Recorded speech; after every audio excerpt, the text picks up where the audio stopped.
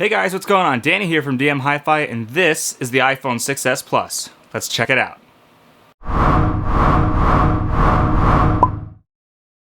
So the first thing that you're probably going to notice about this phone is that it looks almost identical to the 6 Plus, and well, that's because it is. The only real way to tell the difference between them is the S badge on the back of the phone, but now Apple's using a 7000 series aluminum to strengthen the frame and prevent any bending like last time. Ultimately, this causes the phone to be a bit thicker, wider, and taller, but really it's unnoticeable to the naked eye, and the only minor setback to this is that it may cause some form-fitting cases to not stretch around it as easily. The button placement's the same as the last one, but the first upgrade we're going to look at today is the new Touch ID sensor. The first thing that I noticed with this sensor is that it's insanely fast. I'm talking like almost too fast. I've had instances where I'll go to check a message when my screen's turned off and I'll hit the home button and it'll unlock before I can even read it. This is a subtle nuance, but it is there and can get a little annoying if you don't want to unlock your phone and you just want to do a quick read on the home screen. The only alternative to this is either don't use the Touch ID unlock or to use the power button on the side or a finger that hasn't been registered with the Touch ID. Now the next feature we're going to look at is the new screen. Now what I mean by that is not any new resolution or size, but the new and probably most anticipated feature of the new S series lineup is the 3D Touch. Now I call it 3D Touch and not Force Touch because this is a screen that actually has the capability to sense different levels of pressure and respond to how hard you push. Apple calls these two layers of pressure peak and pop, which no one really calls it those names, but you get the idea. Peaking allows you to quickly look at the link without having to fully load it, which is nice for like Google searches and things of that nature.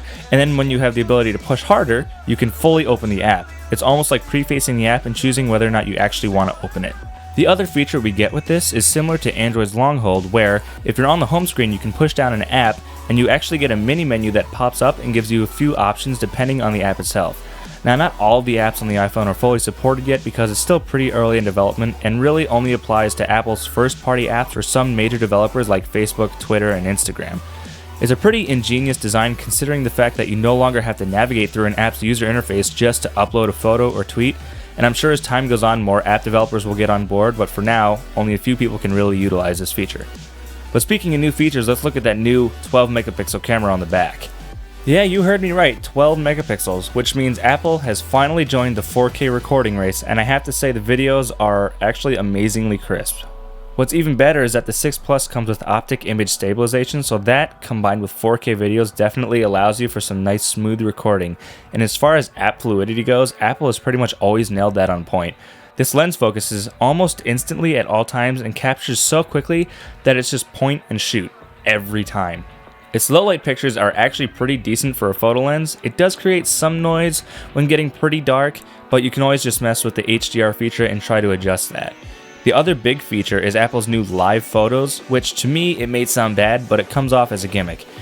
This allows the user to take a picture, and what it's actually doing is taking the moments right before and after the lens is snapped and then combining them together to make it a GIF file.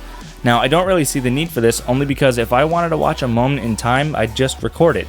The only thing that I will note about this is that a live photo does take up twice as much storage as a standard photo, so 16GB users should be aware that it will fill your phone up really quickly. As an avid Android user, I'd say this is pretty on par with other phones, which really doesn't come as a surprise to me because iPhones have always taken great pictures and Apple actually likes to push the fact to take pictures with their phones.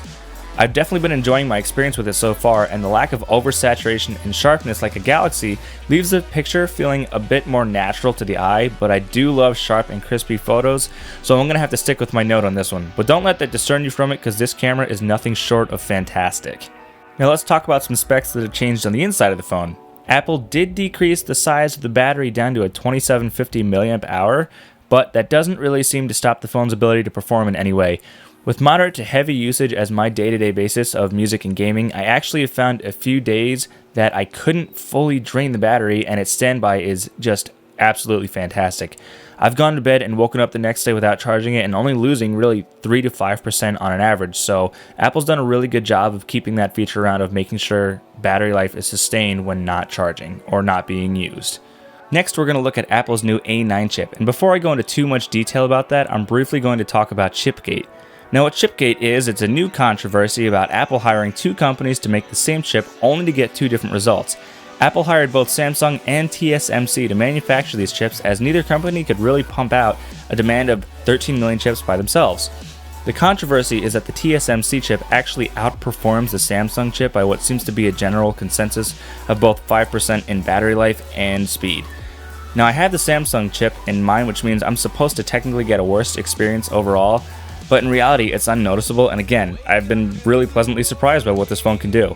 If you want to check which one you have, you can download the app called Lirum Device and check to see if you have the model with or without the letter M. If you have the letter M in your model number, then lucky you! You have the TSMC chip, which is the better of the two, but if not, don't fret because the Samsung chip does do a fantastic job. But back to the main point, this is a dual-core processor that's clocked at almost 2 GHz and supported by 2 GB of RAM. And this dual-core processor does do a fantastic job of running multitasking, and I really have had no lag with any apps that I've thrown at it, especially the ones that are processor-intensive games, and having 2 GB of RAM keeps the apps running longer in the multitasking than before. This experience is ultimately super snappy and fast, which is what Apple always aims for, as we know with iOS, because they want their customers to be happy. Overall, my experience with the iPhone 6s Plus has been super snappy and super fluid, which I always look for when I'm getting a new phone, and it's definitely a worthy adversary against going against other flagships, like Apple has always been. So, if you're looking into getting a new phone, the 6s or 6s Plus is definitely one to consider. Alright, well that's pretty much everything, so if you feel like I left anything out or didn't go into enough detail about something, feel free to leave a comment below. Also feel free to hit that like and subscribe button, because I'm going to be putting up more videos soon. So, until next time, I'll catch you on the flip side.